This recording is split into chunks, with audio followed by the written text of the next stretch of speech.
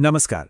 चलिए आज निकलते हैं एक बहुत ही शानदार सफर पर अपने ब्रह्मांडीय पड़ोस की सैर करने। हम देखेंगे कि हमारा ये सौर मंडल बना कैसे और रात के आसमान में जो रहस्य छुपे हैं उनको भी जानेंगे। तो हो जाइए तैयार इस कमाल के सफर के लिए।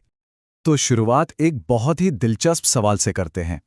सूरज, जो हमारा सबसे नज़दीकी तारा है, उसकी रोशनी को हम तक पहुंचने में, मतलब धरती तक आने में कितना वक्त लगता होगा? सोचिए जरा। इसका जवाब मिलेगा, लेकिन थोड़ी देर में।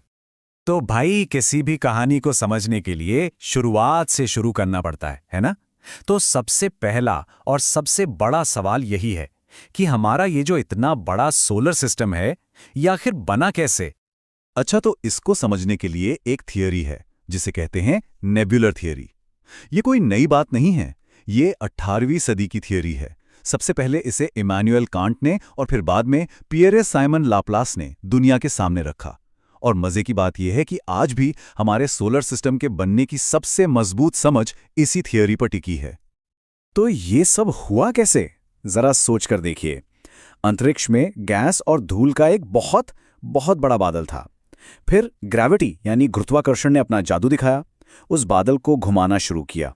वो सिकुड़ने लगा और चपटा होकर एक डिस्क जैसा बन गया।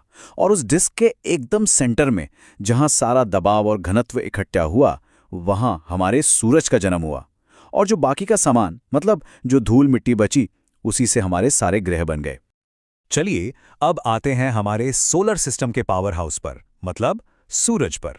ये हमारे सौर मंडल का दिल है और इससे जुड़ी कुछ बातें तो ऐसी हैं जो सच में दिमाग घुमा देंगी। और हाँ, वो जो शुरू में सवाल पूछा था ना, उसका जवाब भी अब मिलने ही वाला है। सबसे पहले तो इसका साइज ही देख लीजिए। सूरज इतना ज्यादा बड़ा है कि हमारी पृथ्वी जैसी 109 पृथ्वियां एक लाइन में खड़ी हो जाएं, तब जाके उसका एक डायमीटर बनेगा। मतलब यकीन करना मुश्किल है ना? और ये वाला फैक्ट तो और भी कमाल का है। सोचिए, हमारे पूरे सोलर सिस्टम में जितनी भी चीजें हैं, सारे ग्रह, चांद, सब कुछ, उन सब का 99% वजन अकेले सूरज का है। बस 1% में बाकी सब कुछ है। और इसी जबरदस्त वजन की वजह से इसकी ग्रेविटी इतनी तगड़ी है कि सारे ग्रह इसके चक्कर काटने पर मजबूर हैं। तो सवाल यह है कि आखिर ये इतना बड़ा आका गोला बना किस चीज से है? जवाब बहुत सिंपल है। बस दो गैसें, हाइड्रोजन और हीलियम। होता यह है कि सूरज के एकदम सेंटर में जबरदस्त गर्मी और प्रेशर की वजह से हाइड्रोजन के एटम आपस में जुड़ के हीलियम बन जाते हैं। और बस इसी प्रोसेस से इतनी एनर्जी निकलती है कि पूरा सोलर सिस्टम रोशन हो जाता है। और लीजिए, आ गया हमारे पहले सवाल का जवाब। सूरज से जो रोशनी निकलती है, उसे धरती तक पहुंचने में पूरे 8 मिनट और 30 सेकंड लग जाते हैं। इसका मतलब क्या हुआ? इसका मतलब ये कि हम आसमान में जिस सूरज को देख रहे होते हैं, वो असल में 8.5 मिनट पुराना होता है। हम एक तरह से टाइम में पीछे देख रहे होते हैं। कमाल है ना? सूरज की ये जो सारी एनर्जी है ना, ये इसके कोर, मतलब इसके केंद्र से आती है। और वहां का तापमान अंदाजा लगाइए, लगभग 1.5 करोड़ डिग्री सेल्सियस। इसी भयानक गर्मी और प्रेशर की वजह से वो एनर्जी बनती है जो हम तक पहुंचती है। वैसे सूरज का एक बहुत ही रहस्यमयी हिस्सा भी है, इसका बाहरी वायुमंडल, जिसे कहते हैं कोरोना। अजीब बात यह है कि ये लाखों डिग्री सेल्सियस तक गर्म हो सकता है, सूरज की सतह से भी ज्यादा। लेकिन सूरज की अपनी चमक इतनी तेज होती है कि ये हमें दिखता ही नहीं। इसे देखने का बस एक ही मौका मिलता है, जब पूरा सूर्य ग्रहण लगता है। अच्छा, तो सूरज की बातें तो बहुत हो गईं। अब जरा अपने सबसे करीबी पड़ोसी यानी चांद की बात करते हैं। अंतरिक्ष में हमारा एकमात्र कुदरती साथी। अच्छा, एक बात कभी सोची है, हमें हमेशा चांद का एक ही साइड क्यों दिखता है? उसका दूसरा हिस्सा, जिसे डार्क साइड कहते हैं, वो कभी नजर क्यों नहीं आता? ये एक बहुत पुरानी पहेली है और इसके पीछे एक बड़ा मजेदार साइंटिफिक कारण है। तो इस पहेली का जवाब है सिंक्रोनस रोटेशन या तुल्यकालिक घूर्णन। अब ये सुनने में भारी भरकम शब्द लगता है, पर मतलब इसका बहुत आसान है। चांद को अपनी जगह पर एक बार घूमने में जितना टाइम लगता है ना, ठीक उतना ही टाइम उसे धरती का एक चक्कर पूरा करने में भी लगता है। बस इसी वजह से उसका एक ही चेहरा हमेशा हमारी तरफ रहता है। ये ग्रेविटी का बनाया हुआ एक परफेक्ट डांस है। और ग्रेविटी की बात चली है तो एक और मजेदार फैक्ट, हमारी धरती की ग्रेविटी चांद से 6 गुना ज्यादा ताकतवर है। तभी तो वो जो वीडियोस देखते हैं ना एस्ट्रोनॉट्स की, जिसमें वो चांद पर उछल कूद रहे होते हैं, वो इसीलिए कर पाते हैं क्योंकि वहां उनका वजन बहुत बहुत कम हो जाता है। चलिए अब जरा नजर को और फैलाते हैं और बात करते हैं रात के आसमान की। रात में हमें बहुत कुछ दिखता है, पर अक्सर हम कंफ्यूज हो जाते हैं कि कौन सी चीज क्या है।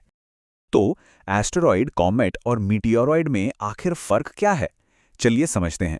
एस्टेरॉइड यानी एक क्षुद्र ग्रह, ये चट्टान के बड़े बड़े टुकड़े हैं जो मार्स और जुपिटर के बीच सूरज के चक्कर काटते रहते हैं। फिर आते हैं कॉमेट यानी धूमकेतु, ये बर्फ और धूल के गोले हैं और जब ये सूरज के पास से गुजरते हैं तो इनकी एक लंबी चमकती हुई पूंछ बन जाती है। और जिसे हम सब टूटता तारा या शूटिंग स्टार कहते हैं, वो असल में तारा होता ही नहीं, वो एक मिटियोरॉइड होता है, पत्थर या धूल का छोटा सा टुकड़ा जो हमारे एटमॉस्फेयर में घुसते ही जल जाता है और एक चमकीली लकीर बना देता है। रात में जब हम तारे देखते हैं तो अक्सर वो हमें कुछ पैटर्न या आकृतियां बनाते हुए दिखते हैं, है ना? इन्हीं पैटर्न्स को नक्षत्र या कॉन्स्टेलेशन कहते हैं। जैसे एक बहुत मशहूर है उर्सा मेजर, जिसे हम भारत में सप्तर्षि के नाम से जानते हैं। और एक मजेदार फैक्ट ये भी है कि हाइड्रा नाम का एक नक्षत्र है जो आसमान में सबसे ज्यादा एरिया कवर करता है। अच्छा, अब इस सफर के आखिरी और सबसे बड़े सवाल पर आते हैं। रात के आसमान में सबसे ज्यादा चमकीला तारा कौन सा है? कई लोगों को लगता है कि वो कोई प्लैनेट है जैसे वीनस, लेकिन नहीं, हम तारे की बात कर रहे हैं। तो कौन सा है वो तारा? और इसका जवाब है सीरियस। इसका एक और नाम डॉग स्टार भी है। जी हां, यही वो तारा है जो रात के आसमान में बाकी सभी तारों को चमक में पीछे छोड़ देता है। तो इस पूरे सफर की खास बातों को एक बार फटाफट देख लेते हैं। हमने जाना नेबुलर थ्योरी के बारे में, जिससे हमारा सोलर सिस्टम बना। हमने सूरज के जबरदस्त आकार और उसकी ताकत को समझा। चांद का वो डांस भी देखा जिसकी वजह से हमें उसका एक ही चेहरा दिखता है। और आखिर में हमने रात के सबसे चमकीले तारे सीरियस को भी पहचान लिया। तो अगली बार जब कभी रात में खुले आसमान के नीचे हों और ऊपर देखें, तो याद रखिएगा कि वो जो हर टिमटिमाता हुआ तारा है ना, उसके पीछे एक बहुत बड़ी, एक बहुत पुरानी कहानी छुपी है।